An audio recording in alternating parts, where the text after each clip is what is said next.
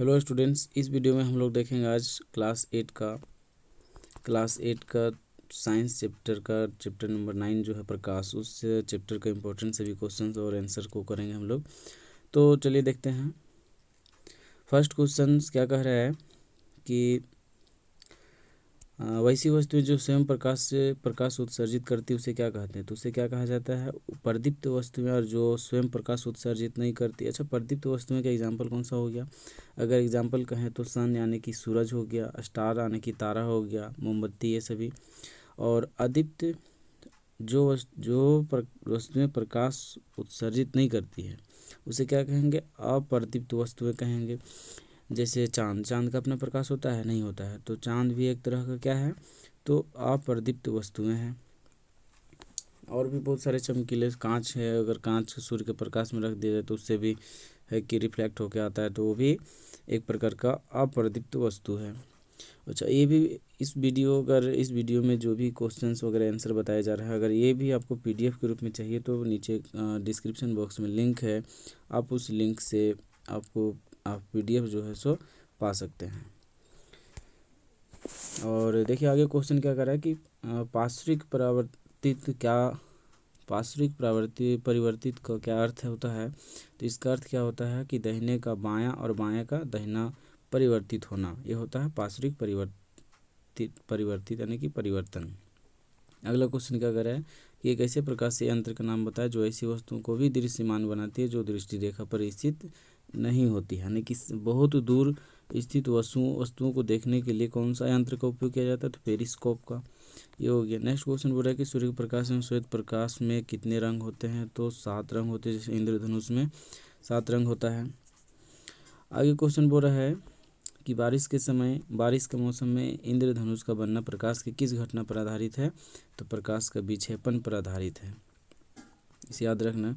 Next question बोल रहा है कि मानव नेत्र को एक विशेष रंग कौन सा प्रदान करता है। मानव नेत्र को एक विशेष रंग कौन सा प्रदान करता है, तो आइरिस या उसी को परितारिका कहा जाता है। नेक्स्ट क्वेश्चन बोल रहा है कि मानव नेत्र की आकृति कैसी होती है, तो मानव नेत्र की आकृति जो होती है ये गोलाकार होती है। अगला क्वेश्चन, मानव नेत्र में पारदर्शी अग्र भाग को क्या कहते हैं, तो उसे क्या कहा जाता है, कॉर्निया। और नेक्स्ट क्वेश्चन बोल रहा है कि मानव नेत्र में पुतली के आकार का नियंत्रण किसके द्वारा होता है, तो आइरिस या परितारिका के द्वारा होता है। और बोल रहा है कि आँख में लेंस लगा हुआ होता है, वो कौन सा लेंस होता है, तो लेंस उत्तल लेंस होता है। ऐसे लेंस कितने प्रकार का होता है, तो 2 प्रकार का, उत्तल लेंस और अवतल लेंस होता है, जिसमें से उत्तल लेंस हमारी आँखों में लगा हुआ होता है। और आगे क्वेश्चन बोल रहा है कि मानव नेत्र का कौन सा भाग नेत्र में प्रवेश करने वाले प्रकाश की मात्रा को नियंत्रित करता है, तो कौन सा, तो आइरिस और परितारिका, यही जो है सो नेत्र में प्रवेश होने वाली प्रकाश को नियंत्रित करता है। आगे क्वेश्चन बोल रहा है कि रेटिना या दृष्टिपटल पर हम लोग किसी भी वस्तु को देखते हैं तो उसका जो है सो प्रतिबिंब कहाँ पर बनता है, तो आँख का रेटिना यानी कि दृष्टिपटल वाला भाग पर बनता है। तो पूछ रहा है कि वस्तु को हटाने के बाद भी वह कितनी देर तक बनी रहती है उसका प्रतिबिंब, तो कह रहा है कि 1/16 मतलब 1/16 सेकेंड तक बना हुआ रहता है। और नेक्स्ट क्वेश्चन बोल रहा है कि सामान्य नेत्र द्वारा पढ़ने के लिए सर्वाधिक सुविधाजनक दूरी कितनी होती है, तो वो 25 सेंटीमीटर होता है। और इसी की जगह पर अगर अनंत पूछा जाए, मतलब दूरतम बिंदु कितनी होती है, ये तो निकटतम बिंदु है, दूरतम बिंदु अगर पूछा जाएगा तो अनंत होता है, अनफिनाइट। और नेक्स्ट बोल रहा है कि चाक्षु दिव्यांग व्यक्तियों के लिए पढ़ने की सर्वाधिक लोकप्रिय पद्धति क्या है, तो उन लोगों को पढ़ने के लिए कौन सा लिपि है, ब्रेल लिपि है, ब्रेल पद्धति जिसे कहा जाता है। चाक्षु मतलब जिसका नेत्र वगैरह खराब रहता है। नेक्स्ट क्या बोल रहा है कि ब्रेल पद्धति में कितने बिंदुकृत पैटर्न होते हैं, मतलब उसमें क्या बिंदु के भांति है सो पढ़ाई सब का किया जाता है, तो ये इसमें बोला जा रहा है कि कितना बिंदु होता है, तो 63 होता है। चलिए आगे देखते हैं क्या कह रहा है कि अब यहाँ पर कि प्रकाश का परावर्तन क्या है। तो प्रकाश का परावर्तन क्या है, जब प्रकाश की किरणें का किसी सतह से टकराकर वापस लौटने की घटना, मतलब यहाँ पर क्या कहा जा रहा है कि ये कोई सतह है, यहाँ से अगर प्रकाश आ रहा है, ये टकराकर वापस उसी दिशा में अगर मुड़ जाता है, तो इस घटना को क्या कहा जाता है, प्रकाश का परावर्तन कहा जाता है। और इसमें नेक्स्ट बोल रहा है कि आपतित किरण किसे कहते हैं। आपतित किरण माने यहाँ आपतित किरण का मतलब ये हुआ कि परावर्तक सतह से टकराने के लिए आ रही प्रकाश की किरणें को ही क्या कहा जाता है, आपतित किरण कहा जाता है। और नेक्स्ट बोला है परावर्तित किरण, यहाँ पर देख सकते हैं परावर्तित किरण किसे कहा जाता है। तो परावर्तक सतह पर आ रही प्रकाश की किरणें टकराने के पश्चात वापस जा रही प्रकाश की किरणें को क्या कहा जाता है, परावर्तित किरण कहा जाता है। और नेक्स्ट है आपतन कोण किसे कहते हैं। तो यहाँ पर देख सकते हैं ये परावर्तक सतह, ये आपतित किरण हो गया और ये परावर्तित किरण हो गया। ये आपतित किरण हो गया, ये परावर्तित किरण हो गया। तो अब यहाँ पर एक इस तरह से खींचा जा सकता है अभिलंब, जिसको इंग्लिश में नॉर्मल कहा जाता है। तो आपतन कोण कहा गया है, तो ये हो गया आपतित किरण, ये आपतित किरण और ये परावर्तित किरण। तो और इसे क्या कहा जाएगा, अभिलंब। ये पूरा रेखा को अभिलंब कहा जाएगा यहाँ पर, ठीक है। तो इसमें क्या है कि आपतित किरण और अभिलंब के बीच बने कोण को आपतन कोण कहा जाता है, इंसिडेंट एंगल। और ये अभिलंब और परावर्तित किरण के बीच बने कोण को परावर्तन कोण कहा जाता है, रिफ्लेक्शन, यहाँ पर रिफ्लेक्शन एंगल कहा जा सकता है, जिसे आर द्वारा सूचित किया जाता है, यानी कि परावर्तन कोण। तो यहाँ पर आप बोल सकते हैं आपतन कोण किसे कहा जाता है, आपतित किरण तथा अभिलंब के बीच बने कोण को आपतन कोण कहा जाता है। परावर्तन कोण किसे कहा जाता है, परावर्तित किरण तथा अभिलंब के बीच बने कोण को परावर्तन कोण कहा जाता है। आगे क्या कह रहा है, प्रकाश का विक्षेपण क्या है। प्रकाश के विक्षेपण, सूर्य का प्रकाश जो है उसमें क्या होता है, श्वेत प्रकाश होता है, का किसी पारदर्शक माध्यम से गुजरने के पश्चात, मान लेते हैं ये सूर्य का प्रकाश है, इधर से जा रहा है, ये एक प्रिज्म ले लेते हैं, इधर से सूर्य का प्रकाश जा रहा है, ये ऐसा गया, फिर ये ऐसा मुड़ जाता है। आगे पढ़ना है इसे किस कैसे मुड़ता है, कौन सा नियम का पालन करता है। तो ये इधर मुड़ के निकला, इस वस्तु से बाहर निकला, तो ये एक ही कलर में नहीं निकलेगा, बल्कि कितना कलर में निकलेगा, तो ये 7 कलरों में विभाजित होके निकलेगा। तो इसी को क्या कहा जाता है, वर्ण विक्षेपण कहा जाता है। यानी कि इस तरह से इसका डिफिनेशन बोल सकते हैं कि सूर्य का प्रकाश जब किसी पारदर्शक यानी कि पारदर्शी माध्यम से गुजरता है, तो गुजरने के पश्चात वह 7 रंगों में विभक्त हो जाता है। विभक्त होने की इस घटना को प्रकाश का विक्षेपण कहा जाता है, ठीक है। बारिश के बाद जो होता है, बारिश के मौसम में भी इंद्रधनुष जो बनता है, इसी प्रकाश के विक्षेपण के नियम के तहत ही बनता है, उसका एक उदाहरण है। आगे पूछ रहा अंध बिंदु किसे कहते हैं। तो ये क्या है, मानव नेत्र में दृक तंत्रिकाओं तथा रेटिना के संधि पर एक ऐसी बिंदु होती है जहाँ कोई तंत्रिका कोशिका नहीं पाई जाती है तथा वहाँ पर कोई प्रतिबिंब नहीं बनता है, उसे क्या कहा जाता है, अंध बिंदु कहा जाता है। मतलब जहाँ पर कोई प्रतिबिंब नहीं बनता है उसे अंध बिंदु कहा जाता है।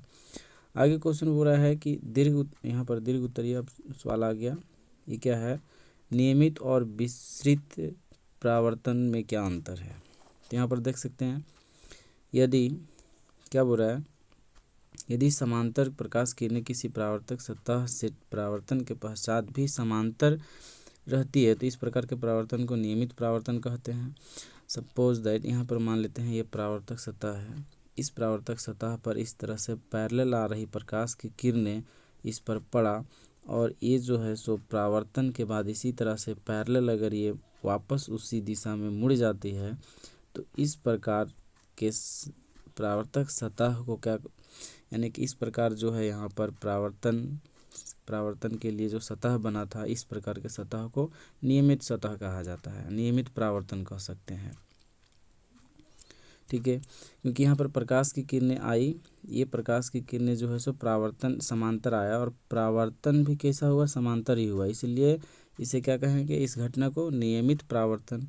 और विस्तृत परावर्तन किसे कहेंगे, जैसे यहाँ क्या बताया गया कि यदि समांतर प्रकाश किरणें किसी परावर्तक सतह से परावर्तन के पश्चात समांतर नहीं रहती है, यानी कि ये इस तरह से है, ये समांतर आया, लेकिन यहाँ पर ऐसा है, परावर्तक सतह ऐसा है, तो ये प्रकाश की किरणें ऐसा आया, तो मान लेते ये ऐसा जाएगा, और यहाँ पर प्रकाश की किरणें ऐसा आया तो ये ऐसा जाएगा, फिर प्रकाश की किरणें यहाँ ऐसा आएगा तो ये इस तरह से आएगा। तो यानी कि यहाँ पर पैरेलल आएगा, लेकिन पैरेलल ये आपतित किरण समांतर है, लेकिन परावर्तित किरण जो है ये समांतर नहीं है। तो इस घटना को क्या कहेंगे? विसरित परावर्तन कहेंगे। अब आगे क्वेश्चन आ गया यहाँ पर कि समतल दर्पण में बनने वाले प्रतिबिंब की क्या विशेषता होती है।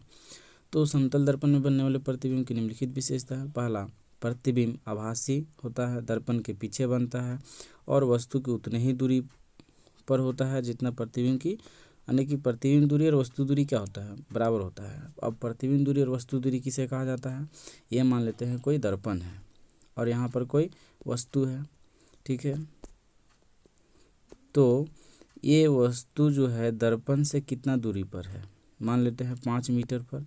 तो इसका प्रतिबिंब जो बनेगा कितना दूरी पर बनेगा? इसका प्रतिबिंब भी बनेगा 5 मीटर पर ही। ये हो गया, यानी कि वस्तु दूरी ये हो गया, वस्तु जितना दूर पर खड़ा है प्रतिबिंब यहाँ पर दर्पण से, ये हो गया वस्तु दूरी। प्रतिबिंब दूरी दर्पण से जितना दूर पर प्रतिबिंब है, ये हो गया प्रतिबिंब दूरी। तो ये दोनों बराबर होता है। आगे क्या बोल रहा है कि प्रतिबिंब का आकार वस्तु के आकार के बराबर होता है।